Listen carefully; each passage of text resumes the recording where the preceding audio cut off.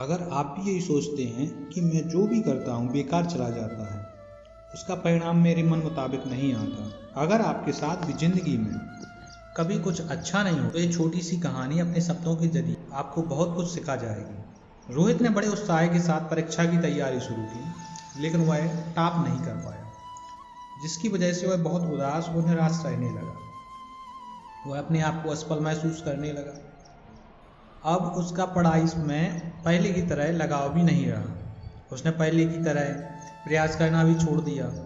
रोहित की इस परेशानी का पता जब उसके अध्यापक को लगा, जो कि उसके मार्गदर्शक थे, तो उन्होंने एक दिन उसे अपने घर बुलाया और पूछा, क्या बात है, आजकल तुम काफ़ी उदास और परेशान रहते हो और पहले की तरह तैयारी करना भी छोड़ दी है।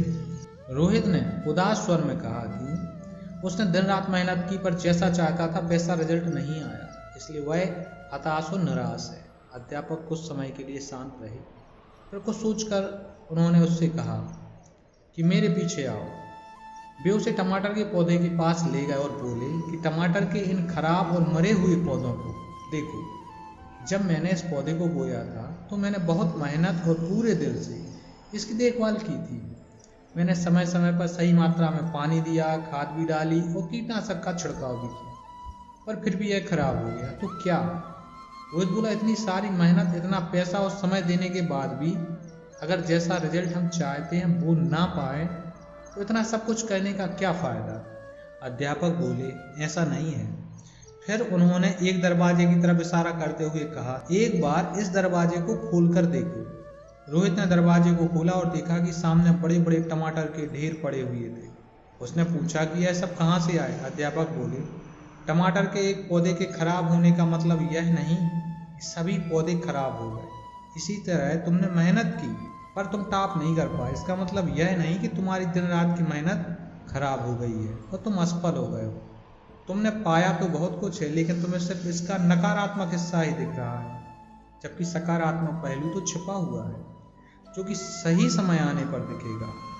परीक्षा में लिखते वक्त कई चीज़ें मायने रखती है, जैसे कि लिखने की स्पीड, तबीयत, मनोस्थिति और भी बहुत कुछ। सिर्फ मेहनत का पैमाना नहीं है जो तुमने सीखा है, वह जिंदगी के हर मोड़ पर काम आएगा। मेहनत करने के बावजूद मनचाहा परिणाम ना मिलना, इससे साबित नहीं होता कि आप असफल हो, बल्कि आपने तो सफलता की ओर अपने कदम बढ़ाए हैं।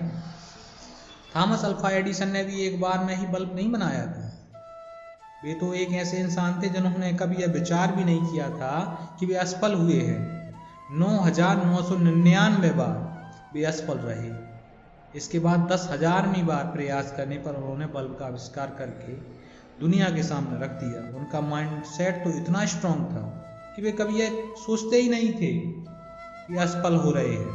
उनके मुताबिक वे 9,999 तरीके जान गए जिनसे कि बल्ब नहीं बनाया जा सकता। जैक मा जिनसे मैं खुद प्रभावित हूँ। उन्होंने ना जाने कितनी बार जॉब के लिए अप्लाई किया, हर बार उन्हें रिजेक्ट कर दिया गया, और यही बात उनके लिए एक प्रेरणा बन गई और उन्होंने एक ऐसी कंपनी की शुरुआत की जिसे हम आज अलीबाबा के नाम से जानते हैं।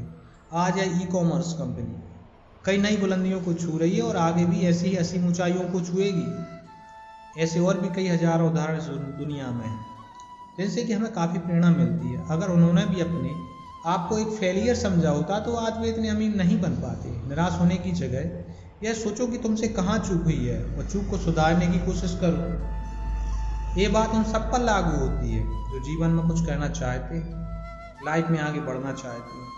जब रेस लंबी हो तो ये मायने नहीं रखता कि कौन कितनी तेज़ी से दौड़ रहा है, मायने तो यह रखता है कि कौन कितनी ज़्यादा देर तक दौड़ सकता है। रोहित ने अब सफलता का पाठ पढ़ लिया था। वह अच्छी तरह से समझ चुका था कि उसे अब आगे क्या करना है। वह एक नई आशा और उमंग के साथ अपनी सफलता की राह में आगे बढ़ चला। विफलता बस फिर से शुरू करने का एक और अवसर देता है।